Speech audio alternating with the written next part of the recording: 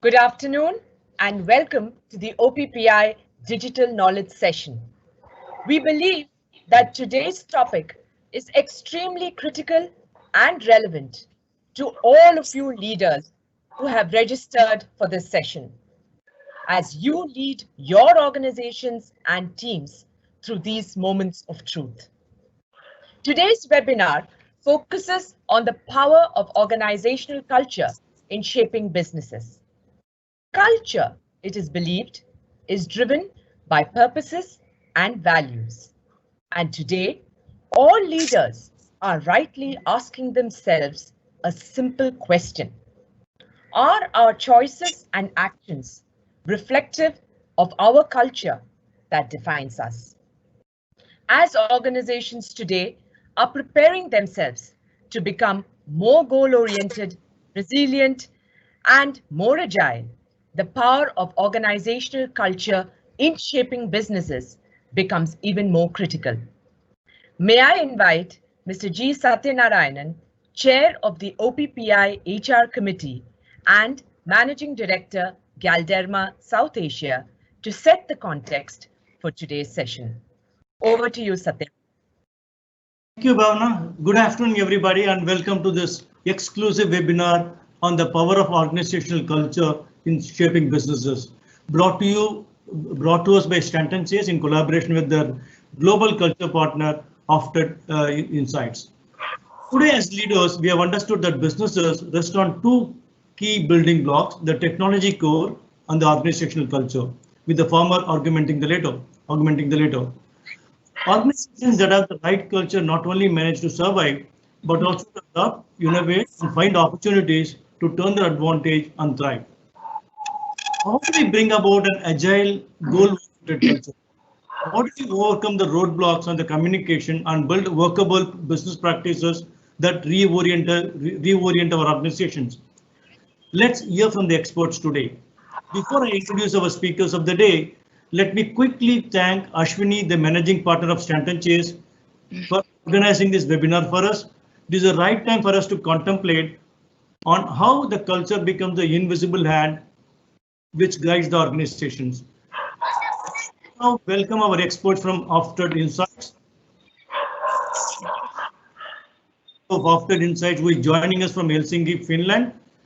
He is passionate about his work, known to make complex things understandable by focusing on the pragmatic solutions. His client engagement focuses on management team and board level culture and strategy alignment challenges. For example, the integration, acquisition and transformation issues. He is currently living in Finland with his studies having equipped him with a holistic yet pragmatic view on the businesses. He is consultants, training the trainers since 2006. His clients include Microsoft, Siemens, IKEA, GE Healthcare, Bayer, and among others. Other professional activities include being the chairman of the International Chapter of the Finnish HR Federation, guest lecturer at various universities and polytechnics, and advisory board member at AmCham, Finland. Our next speaker for the day is Akhilesh Mandal, Managing Director of Hofstra Insights India, who is joining us from Bangalore. A BTech in Electronics and Electrical Communication Engineering IIT, Advanced Management Program, ICF Certified Coach, Organizational Culture and Intercultural Management Certified Practitioner. Akilesh has a different kind of professional track spanning country operations of a large MNC India and Europe to an entrepreneurial tech venture. In his first 2.5 decade of business operations, followed by a last decade of consulting services. So he brings a unique blend of business leadership, people insight of the global organization to his people advisory services in culture, leadership behavior, and employer branding to build high-performance organizations. Akilesh has lived and worked in several countries in Europe. Currently, he lives in Bangalore. Thank you for being part of this knowledge session and look forward for learning opportunities. Over to you, Ashwini. Okay. Thank you so much, Satya. Firstly, I would like to thank OPPI for providing us this platform to share our insights on today's topic. So thank you so much for that. I would also like to extend a warm welcome to all the participants who've made time to be here on this webinar. Thank you again for them. Culture is the only sustainable point of difference for any organization, meaning anybody can copy your strategy, but nobody can copy your culture, right? So in today's webinar, we would look at organization culture as a critical stakeholder management tool, more specifically how Hofstede's culture model will look at addressing or aligning or providing a data-driven or a scientific approach in aligning culture and strategy. So with this, I would like to request our today's speakers, Akilesh and Egbert, to take it over from me. Over to you, please. Thank you.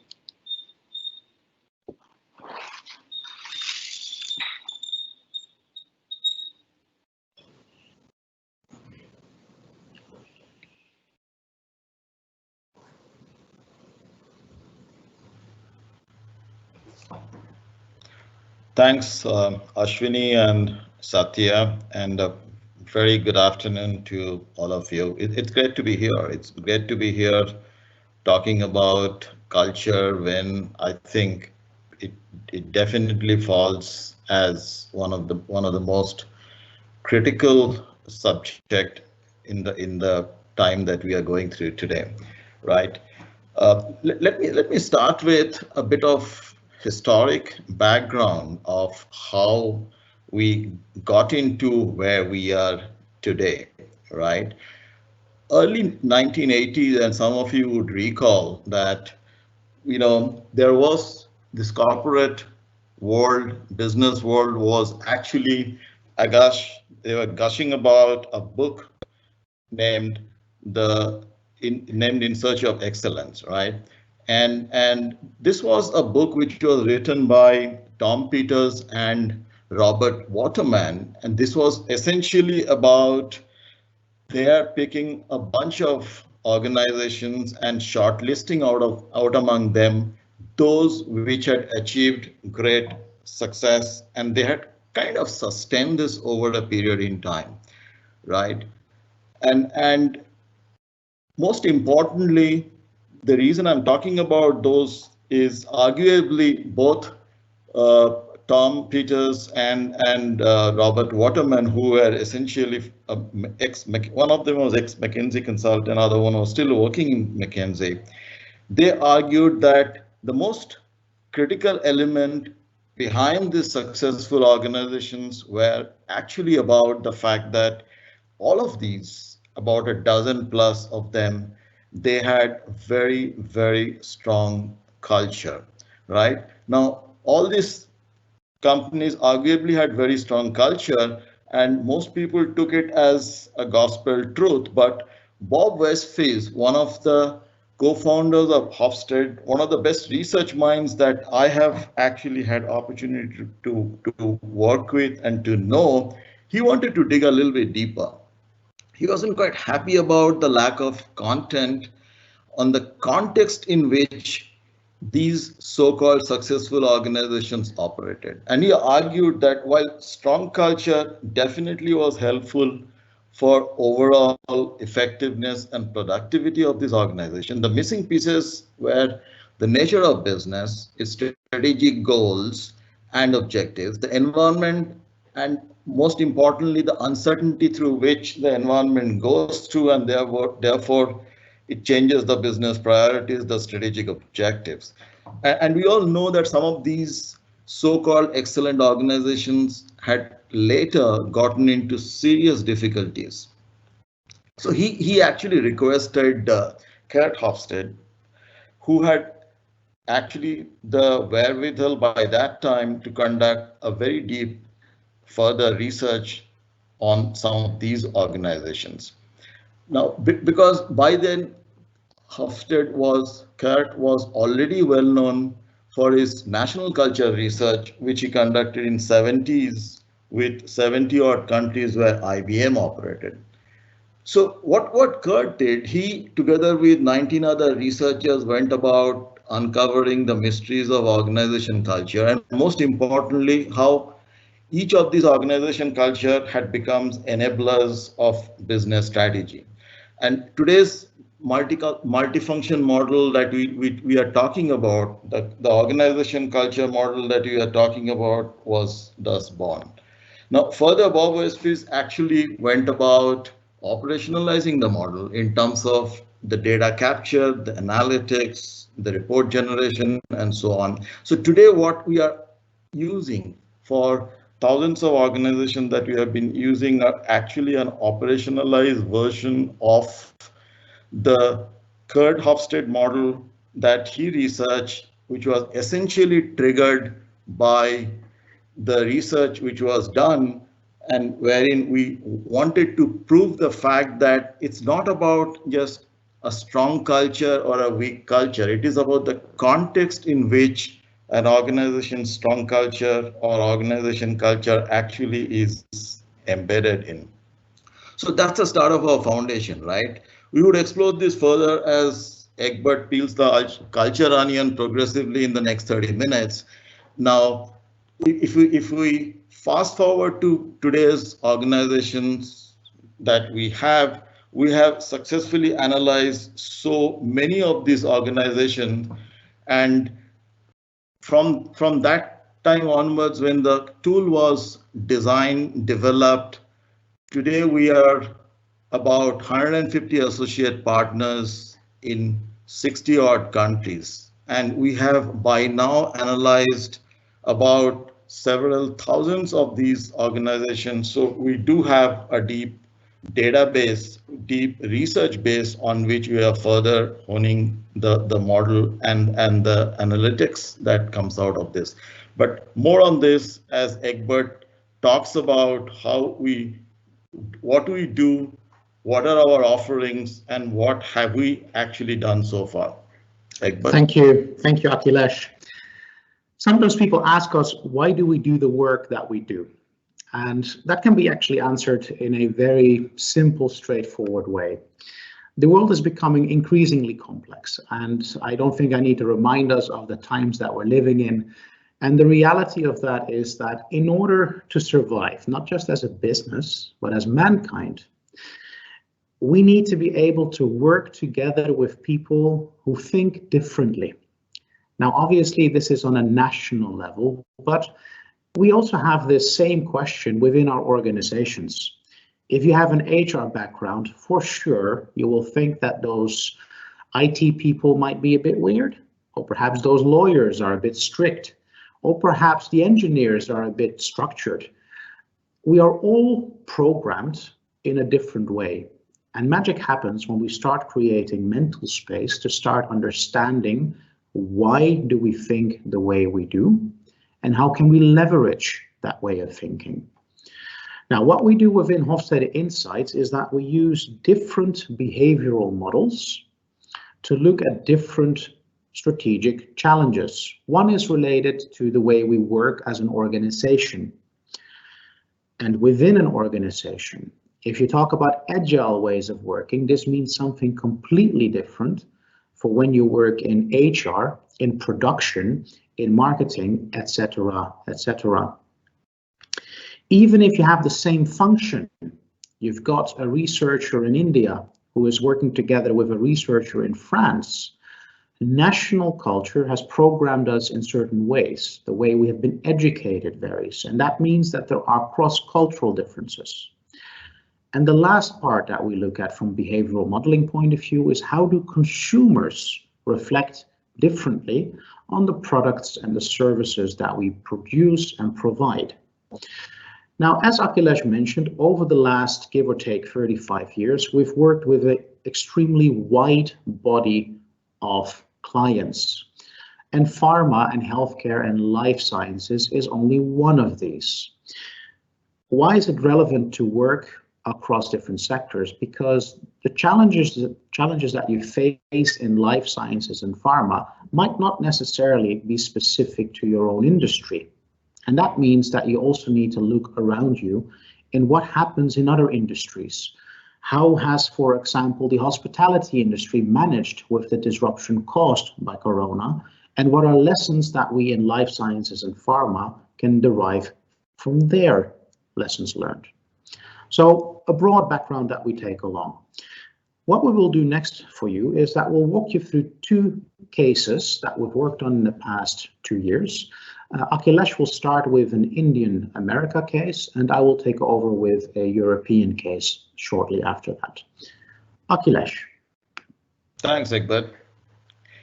Yeah, this is about Manipal Cigna. Now, about 3 years back, perhaps 2, the India partner of Cigna, which was earlier TTK, got replaced by the Manipal group. Now, the fundamental difference between these two partnerships has been that TTK was fairly low profile. They did not have a lot to say about the India operation of Cigna. However, Manipal, because of their background, their healthcare delivery track that they had, they obviously wanted to become a far more active partner in this relationship, right? And they hired us essentially to ensure two primary things. One is they believed that they did have a very strong culture and they wanted to get the better of Manipal culture coming in to Cigna. They wanted to imbibe the strength of Manipal culture into Manipal Cigna relationship. That's number one. Number two, they also wanted to explore, given the business, the trajectory, the business growth plan this joint venture had, what would be the direction that one needs to set for Manipal Cigna, right? Now, the way we do this kind of operation is there is a very standard honed methodology. So obviously, after the initial leadership dialogue, etc., the existing data analysis and all that we did, we ran a measurement process through which we went about measuring the current culture of this organization. Now, that happens through an online survey. The entire survey is designed in such a fashion that we ensure the socially acceptable responses are not kind of eliminated, and so we get to measure the actual culture of an organization. And when you say we get to measure the actual culture, obviously we are talking about with the reference frame of 6D multifunction model of Hofstede, right? So we measured the current culture. Actually, we measured both the Manipal leadership culture as well as Manipal Cigna leadership culture. Next, what we went about doing is we sat together with the leadership team led by the CEO of Manipal Cigna and allowed them to actually articulate their business strategy, the environment in which the entire business is embedded in, such as India, the regulatory, the constraints that an organization faces, the competition that health insurance company they had, and so on and so forth. And together with them, we actually determined what would be their desired optimal culture. Bear in mind, when we talk about desired optimal culture, again, going back to what I initially started with, we are talking about building a culture which is essentially going to enable them to get to their business goals, right? Once that is done, so now we also ran an actual culture of the Manipal leadership, right? So we had 3 sets of data. One is the Manipal leadership culture, which came out obviously much stronger culture than the Manipal Cigna, for the simple reason that Manipal Cigna existed far fewer years than what Manipal did. So we had Manipal leadership culture, we had Manipal Cigna leadership culture, and we also had the optimal culture that Manipal, together with Signal leadership, wanted to see nurtured, built for the purpose of the strategic objectives that they have set for themselves. Right. Next, what we do is very interesting. The analytics tool that we have that takes into the data into consideration the data of all of these and provides very clearly the gaps that exists between the actual culture and the optimal culture where they need to be actually going through. Egbert, if you can move to the next slide, because without getting into too much of detail, what I wanted to talk about is, fortunately there were obviously Manipal culture was much stronger, as I said, but they also recognized the fact that in the context that Manipal Signa is operating, they did not have to impose so many of their entity elements coming into Manipal Signa.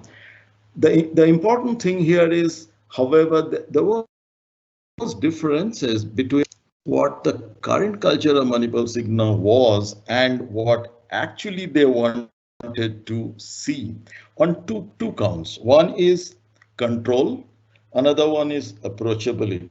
Let me explain.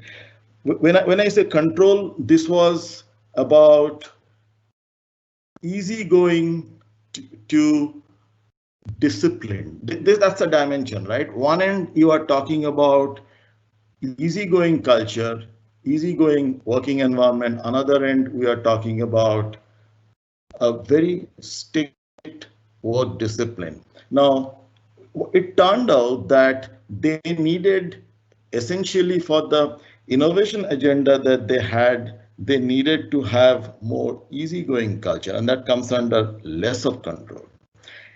The interesting part was the approachability. Now here, it turned out that the Manipal Signa culture, at least at the leadership level, was far too open. In other words, all information was available to the newcomers without any kind of barriers between the organization and the newcomers. Now, you might say, okay, that's a good thing to happen, but it so happened that considering the IP, considering the protection that they needed for an insurance company, that wasn't too good. So they actually wanted to make the approachability, the openness a little less. Now, the tool also provides you multiple ways to actually bring about these changes, right? They are called indirect and direct changes. I wouldn't get into the detail of this, but suffice it to say that the leadership team we discuss with, and we don't advocate any change. We allow the leadership to deliberate. We only bring out the change elements and say, look, these are the areas where things needed to change. And they decided to go about doing the changes in a direct mode. In a direct mode, by that what we mean is changing leadership behavior.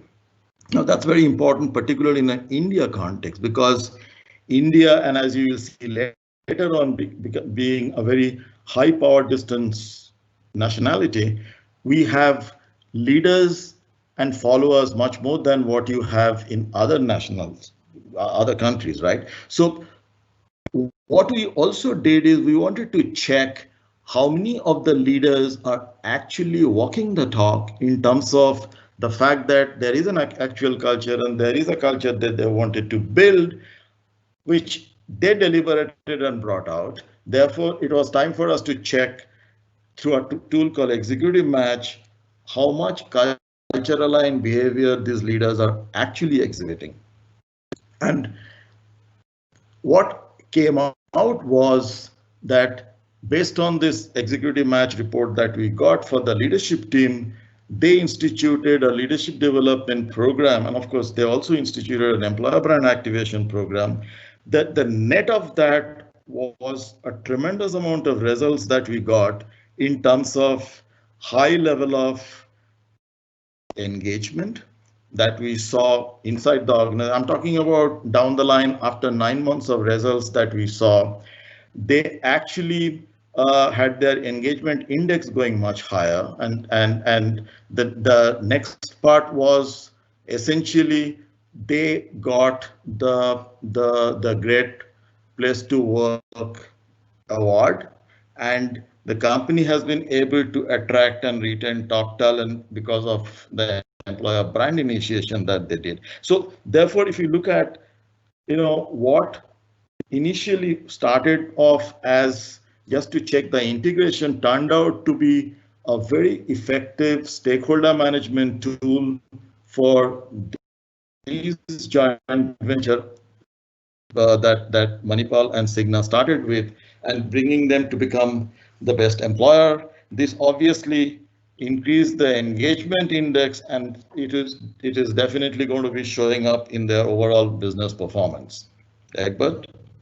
Thank you, We'll take Akilesh. all the questions at the end. I forgot to announce. So whatever questions you have, I'm sure you have, we would have specific time allotted at the end of it for addressing those questions. Thanks, Akilesh. So let's bring this story to life sciences and the pharma environment. And I'm going to share with you a case of Bayer Nordic. And after I share this case, I've got a couple of questions for the audience, actually. So you will have to wait for our answers, but we do hope to get your answers in quite a bit sooner in a moment. Now, Bayer, like many organizations, have a matrix organization. And aligning a matrix organization has its own particular challenges, as I'm pretty sure most of you that have a matrix are very well aware of. Now, what happened in this particular case?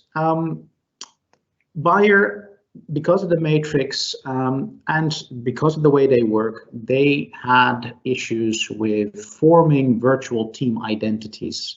And I think that they are not alone in this, because this is a challenge for a lot of organizations. How do you create strong virtual team identities? Now, the challenge that brought that alive was that Bayer was facing serious issues with employee retention. Now, I trust that they are not alone in the challenge of losing talented people to small and nimble startups, which can simply move a lot faster. And this basically led Bayer on a quest of understanding what is our virtual team identity? What are the identities that we have? Do we have one identity?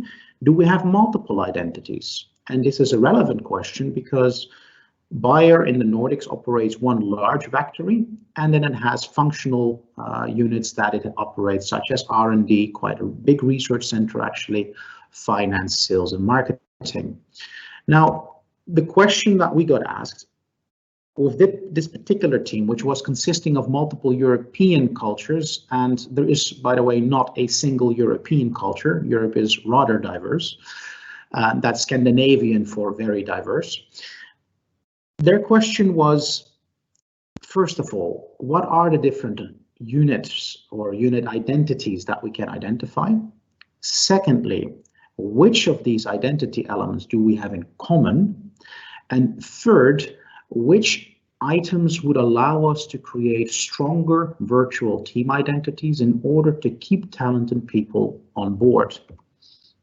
Now, what we did there is basically, just as Akilesh described, our standard process, which is answering one very important question. And that is what Akilesh referred to when he mentioned business context.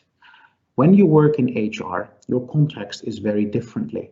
And therefore, the optimal way of identifying with either your subunit or with your business partnership units is to understand what is their business reality. Because otherwise we use general language and that doesn't really enthusiasm anybody. Now, the second thing that we did was to run a set of cross-cultural workshops to help people understand what do we actually mean when we use words such as, for example, compliance and innovation, words that I trust that you know well. And I trust you so much that I'll run a short test with you. Please, in your phone, and I hope Mentimeter supports me here, go to www.menti.com. You see that in top of the slide, and then enter the code 229693 and select the option, what does compliance mean for you? Is it a rule which dictates how you should work, compliance first, or is it a guideline, meaning that you can always find a way around it because business first? So let's see if we can get some answers in here. And I'll just do this myself as well so that we have at least one answer. And yes, there we go. And I'll give this a minute or so to see how many answers we're going to get in. We can see that only 2 people have answered. I've been told that we have more than 100 people, so I am hoping that we would get at least 25 answers. We're at 3 now. And I know that India is one of the technologically most advanced nations on earth, so there's no excuse not to use your smartphone and give me some answers. We're at 8 people, so I would like to see at least 10, 15 people more. I trust that we can do this. We can see the general tendency, which is that you are a very compliant group of people.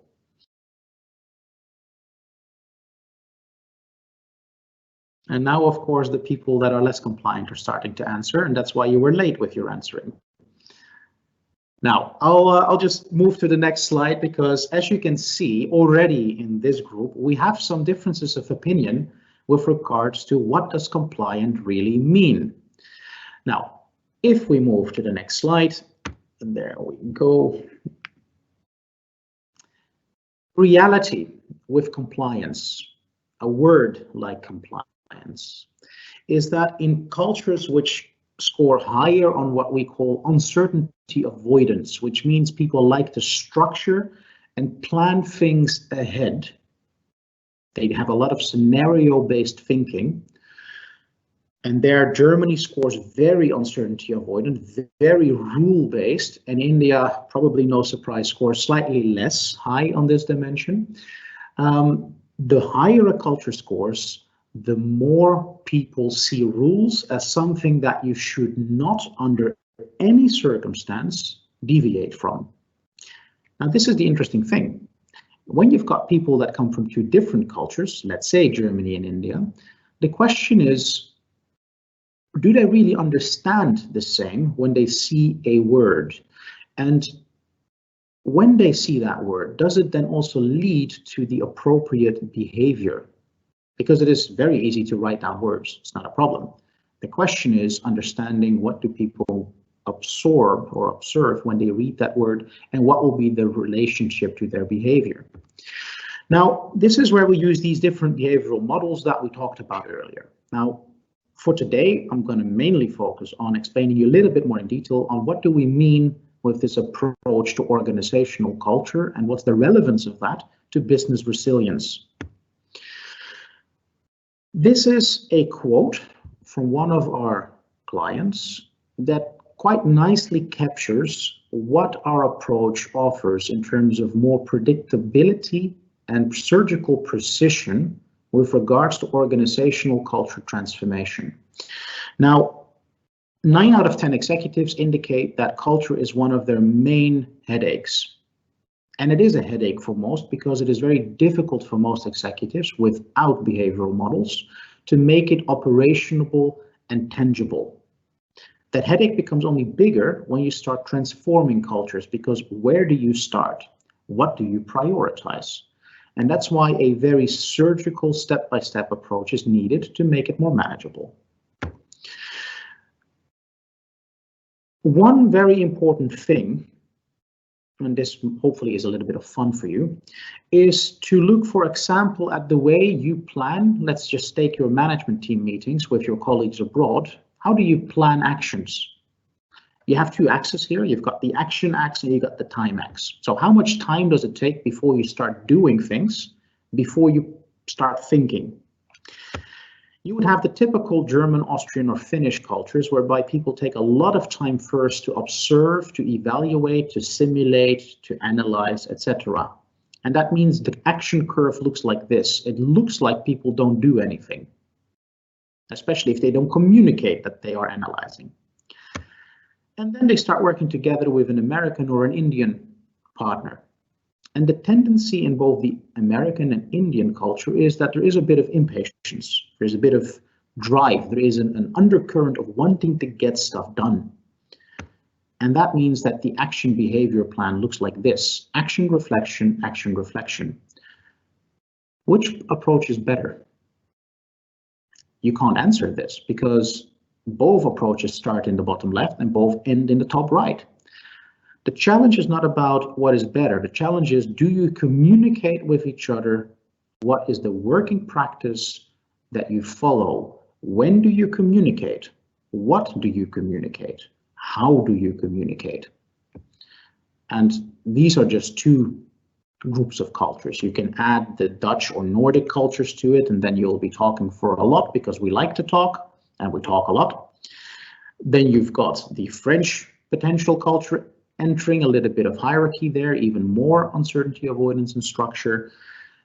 The point is not that we do things differently. The point is that we hardly ever talk about the fact that we do things differently, and we forget to align this. What is the consequence of this? Well, the consequence of this is that if you forget to align it up front, that 6 months down the road, you will realize, that is what you meant. Well, congratulations, you are now 6 months late. So take some time, a day or two, a week, when you start a project to make sure that people that work across cultures understand the same thing.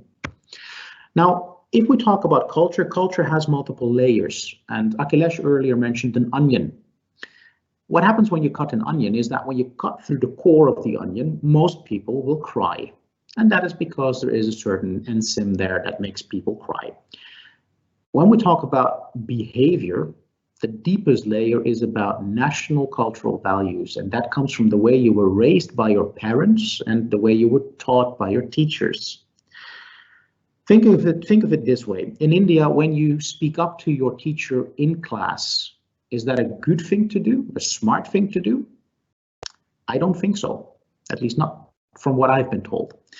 In the Netherlands, when my kids would not speak up in class, what would happen is that the teacher will pull me in and say, your children have a communication problem.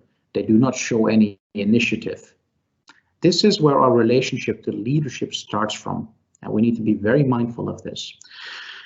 Does this mean that we can't change our behavior? Of course it doesn't. We can all change our behavior. And that is when we talk about organizational culture. It is the behaviors that we see and how they are aligned with the strategic goals that we have. The symbols that we use in our company, do they support our strategy execution? And a symbol can be, for example, your logo. It can be the office interior. When you walk into your lobby, do you see future-oriented symbols or do you see relics from the past? If it's relics from the past and you are having challenges with innovation, maybe you want to ask yourself, are we looking forward enough or are we always drawn back to our past? If we talk about heroes, who do we use as role models for promotion inside our organization? Is it the people that do a lot? Or is it the people that do little, but when they do it really, really well? Rituals. How do we celebrate things like sales? Do we celebrate things like mistakes? Often companies have challenges in learning from mistakes because mistakes are seen as a taboo. How was penicillin discovered? Right, it was a mistake. Our greatest inventions and innovations come from when people make mistakes. So to not celebrate mistakes and use them as an example of what we can learn, a learning opportunity, we are depriving ourselves as an organization from embedded rituals that celebrate taking a risk, taking a chance, learning by doing. Of course, it also depends on, can you afford this? Because in some business areas, you can't afford to make mistakes. In others, you can. Let's do another question. What does the word innovation mean for you? Which word most resembles innovation for you? Is it opportunity or is it risk?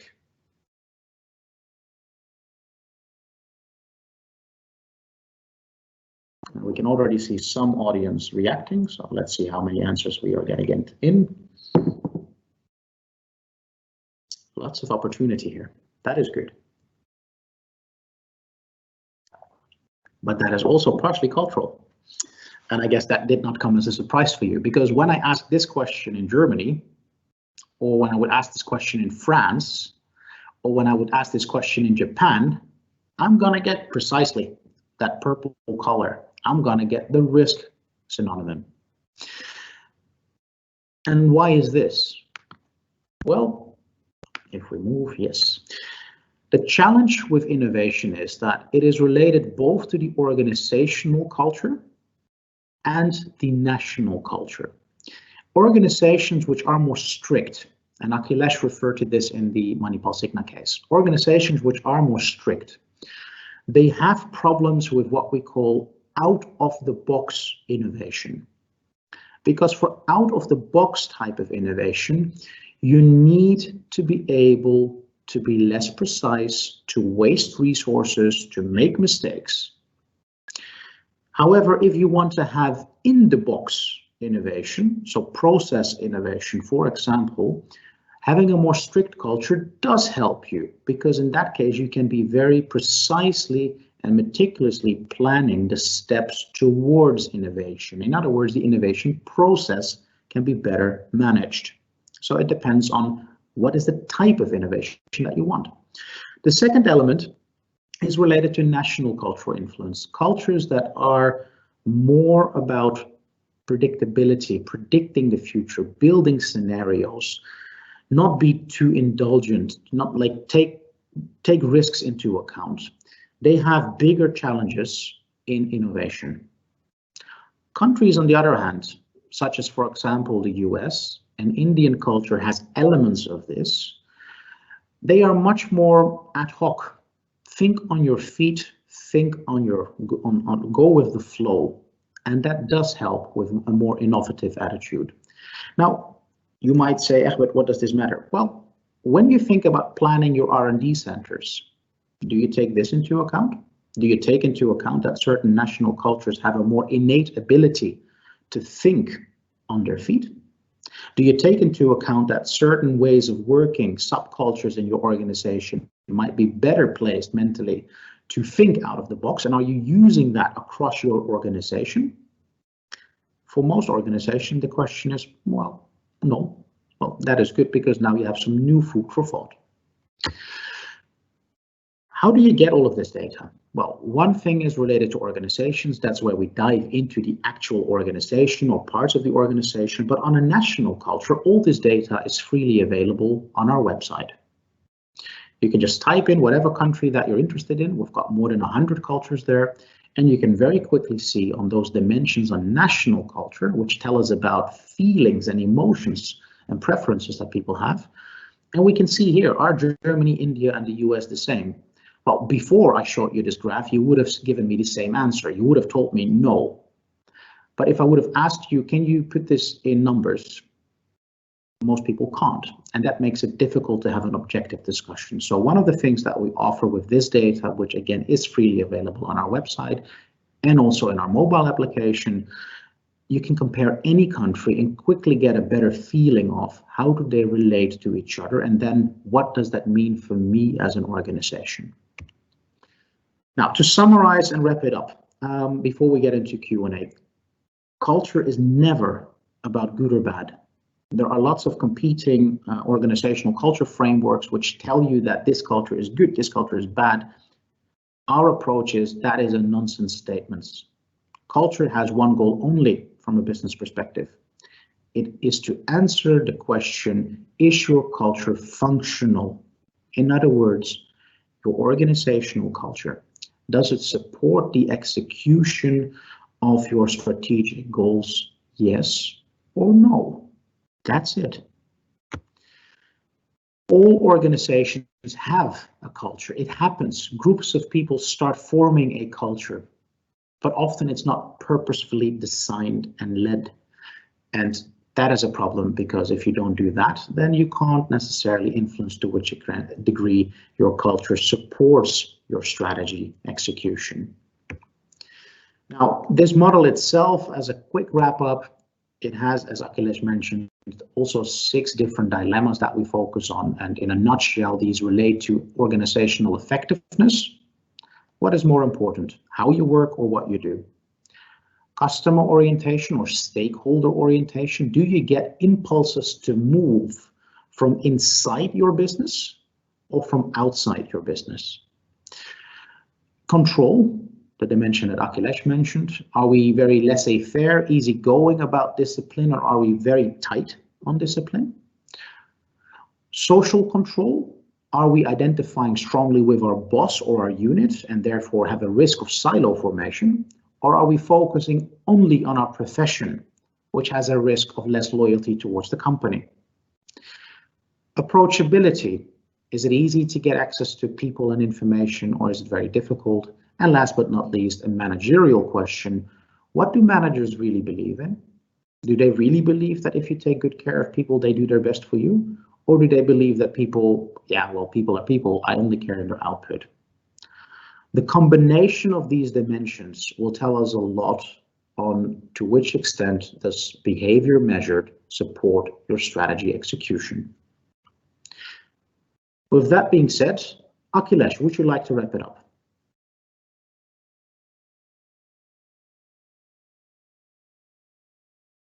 Yeah. Quick summary. I think we're running a little bit out of time, I guess. So let's do a quick summary as we go. What you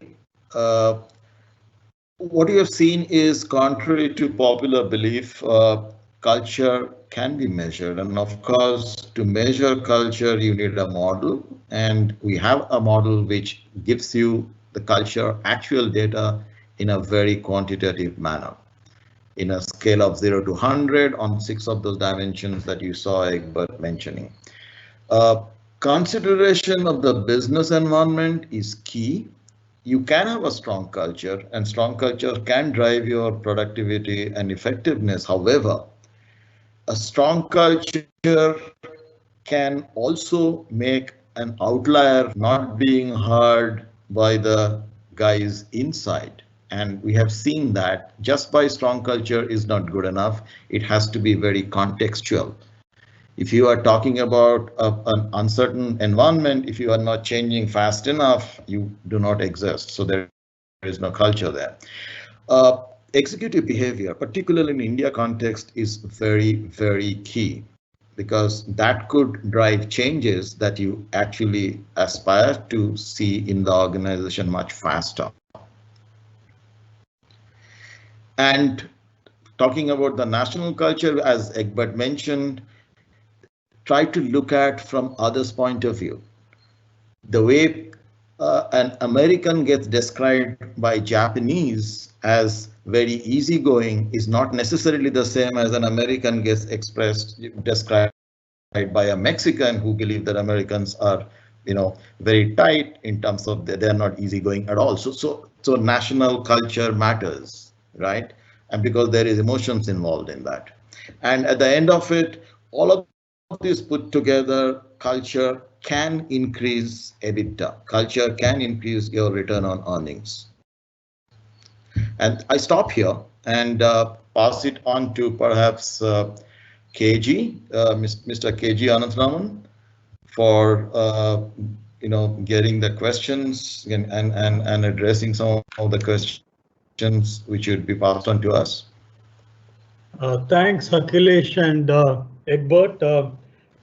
Excellent, I think, views that you expressed on culture and culture transformation. And I particularly like the 2 examples that you gave, both of Manipal Signa as well as Bayer Nordic. And I think, Egbert, particularly the graph that you put across on action versus time, it was pretty revealing, and In fact, when you reflect upon it, and if you have worked in a multinational organization, in fact, you can already think about some of your own experiences. How when you work with a European counterpart, it took time, but you reach the same goal in a different fashion. Whereas working with a US person, it's a very different game altogether. That was very interesting example that you shared on that particular graph.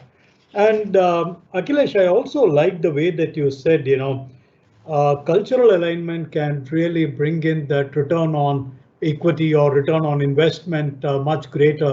And it is true, because if there is a cultural disalignment, normally it becomes a real challenge. And you took the case of Manipal Signa, and I myself encountered quite a few merger acquisition scenario, where organization first need to really focus on alignment of culture first, because if that's put in the right place, the rest of the business strategy, goals, etc., will fall in the place. Otherwise, you are going in very different directions, and you never achieve the goals that you have set for the organization. So some very excellent example, and I also like the way that you alluded to how we need to bring in that national culture as part of it. It's so important, because the example that you gave, Egbert, about a student in India, and a student in Netherlands, whether being asked, it is very true, because that's a culture in which we have been, brought up, standing up and asking a question to the teacher is now probably it is changing. Otherwise, definitely it was felt and seemed to be not appropriate behavior. But I think slowly these things are changing, and those are very different contrasting cultural differences across the geography. So national culture also matters quite a bit. One of my first questions, and I want both of you to reflect upon it, is that a lot of discussion is going on now, Akilesh and Egbert, is given the current situation of this COVID, there are a lot of behavioral changes that are happening. And because the way that one is working today has dramatically changed. See, earlier on, people were talking about, work from home, etc. It used to be a small part of the overall work, because people used to go to office, be there, collaborate, be with friends or whatever it is. But now suddenly, rather than 10% working from home, almost 100% is working from home, and there is a lot of thoughts that going on. What would be the impact of this in organizational culture? For example, if you already had an established organizational culture, will that undergo a transformation, or will it need to undergo a transformation because you're all now connected only remotely? What are your views about it? Will it bring in some significant changes in behaviors and cultures? Sure, Egbert. Yeah, I think like one of the foremost questions to ask, and this actually came from an observation from our Australian office managing director, is the fact that people are working from home now, and the fact that all of our interactions with colleagues are scheduled at the moment, in general increases productivity, because there's no time to hang around, or less time to hang around the so-called virtual coffee time, because most people forget to plan breaks.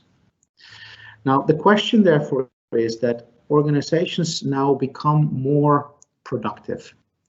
But is this enforced productivity, or is it engaged productivity?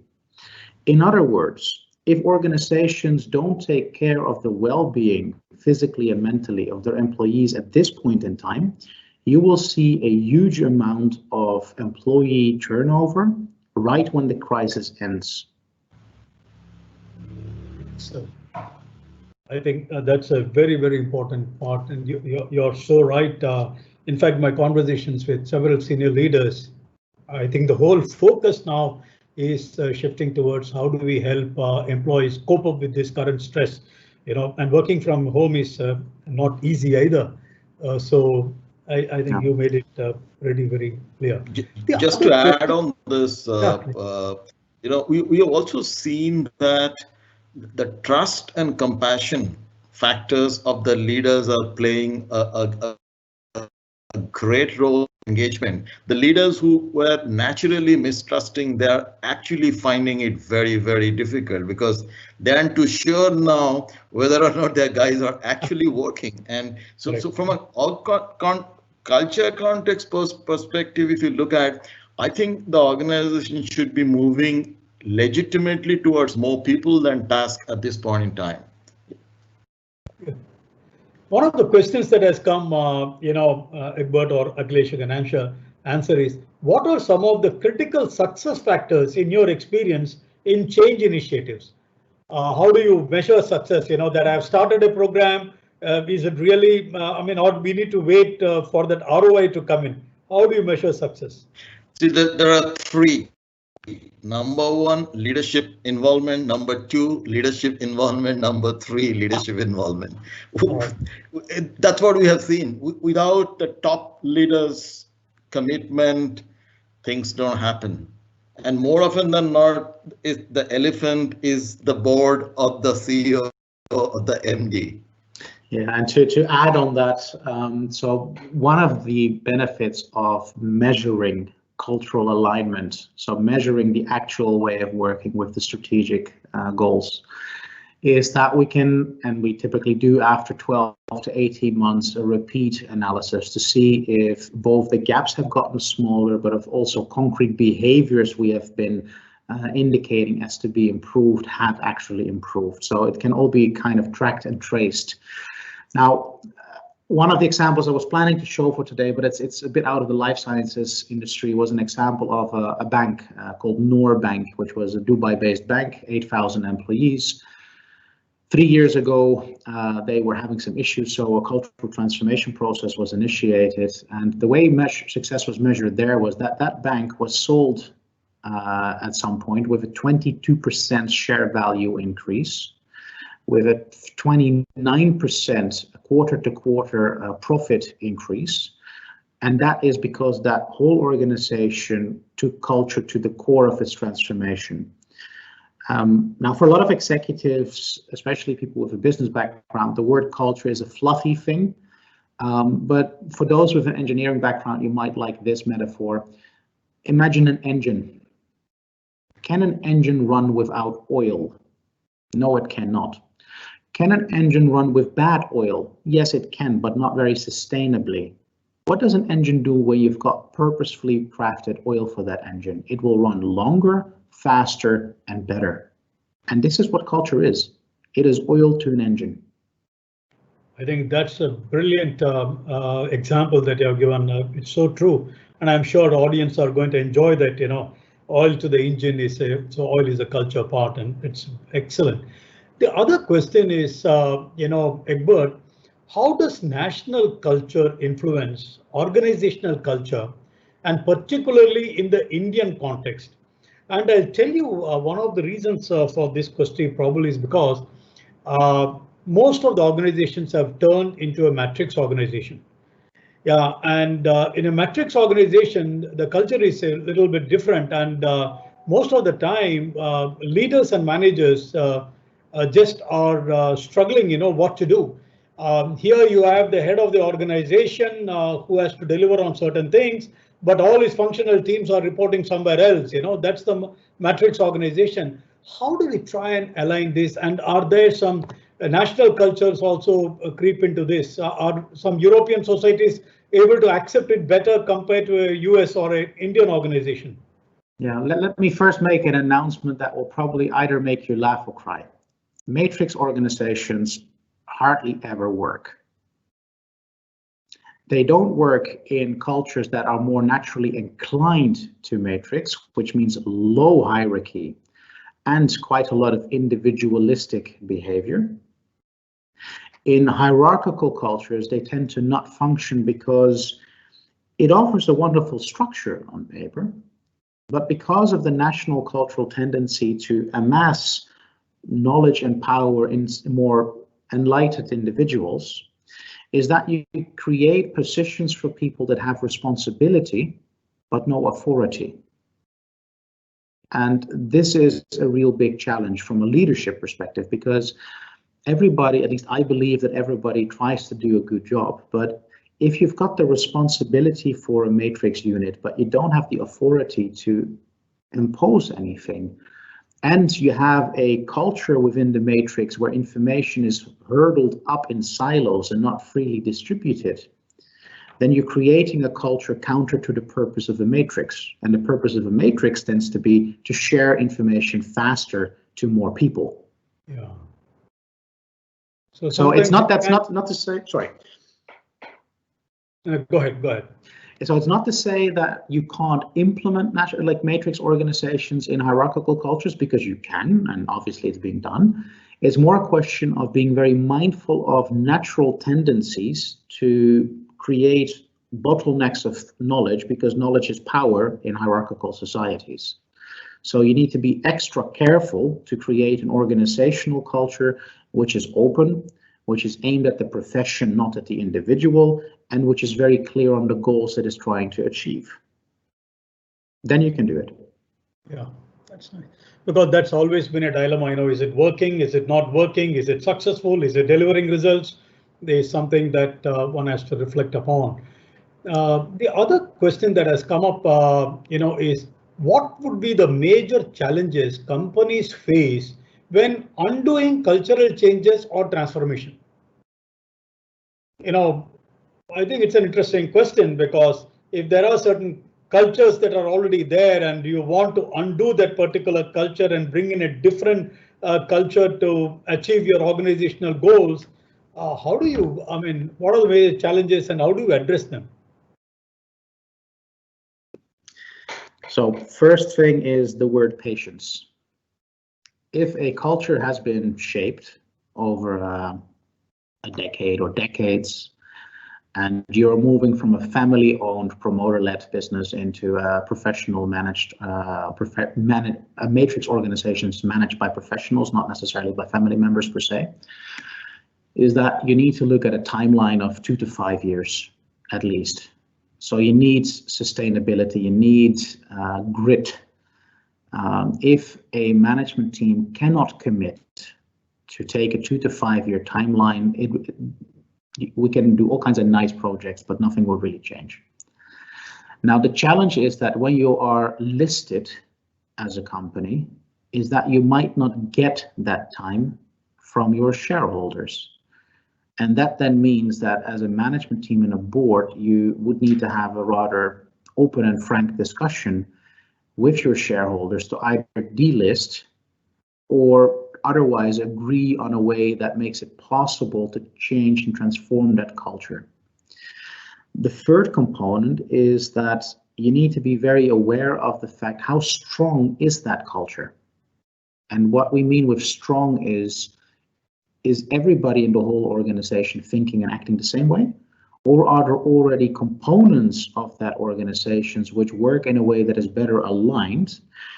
And that is really important, because often organizations overlook the power of positive internal examples that can drive change. Too often, especially larger organizations, go to the big consulting companies, they hire them to interview some peoples, but then there's no ownership of the change. So you need to find out, where do I already find elements of behavior in my own organization, which subcultures, and port those, because they're internal, to other parts of the organizations step by step. And then you can use that power of positive examples coming from within to speed up change, to build up trust that yes, we can do that. Not an external consultant coming up with a flip chart and PowerPoints, we can do it. That's true.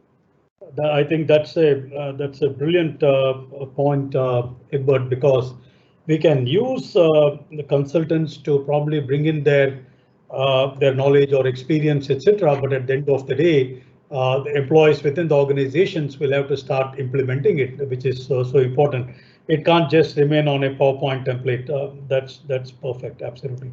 I think it was excellent, session that we had. And one thing that intrigued me was your last chart, wherein you said you can get that for free, the National Cultural Index, and you had shown a couple of examples there.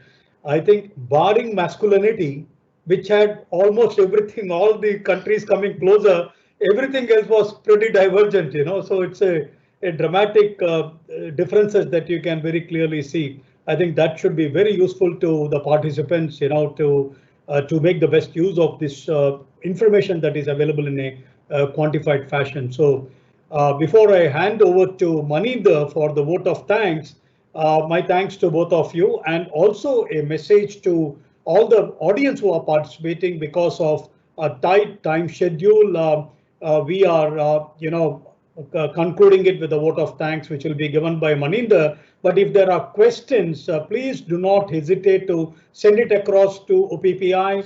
We will take the help of Akhilesh and Egbert to get the appropriate response and provide them back to you.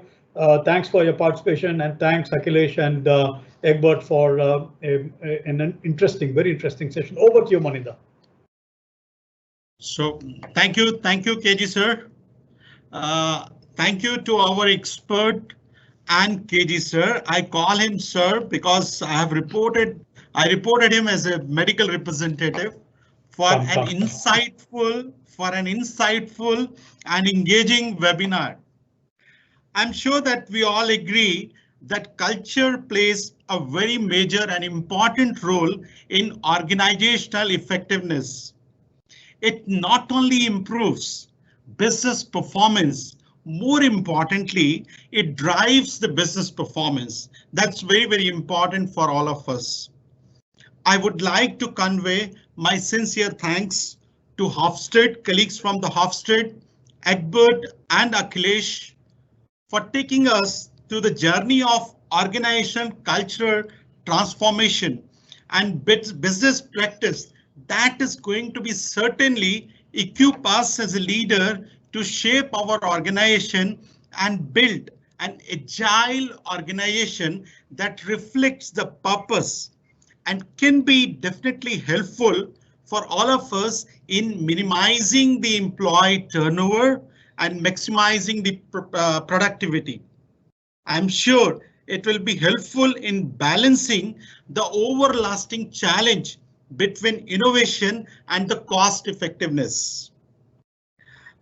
Thank you, Ashwini, as well as Stanton and Chase for facilitating this wonderful knowledge session. Thank you so much. And I also would like to convey my sincere thanks to Satya, who's leading the OPPI the HR committee chair, KG sir, Bhavna, and the entire OPPI team for putting this session together. And most importantly, I'll be failing in my duty if I do not thanks to participant, because your participation has made this program or this session engaging as well as rich. We know that your time is very costly and precious. Thank you very much for sparing your time for this session. At the last but not least, have a good day till we meet again. Stay safe, stay healthy. Thank you so much for joining in. Thank you so much. Have a good day. Thank you. Goodbye. Thank you. Thank you. Thank you.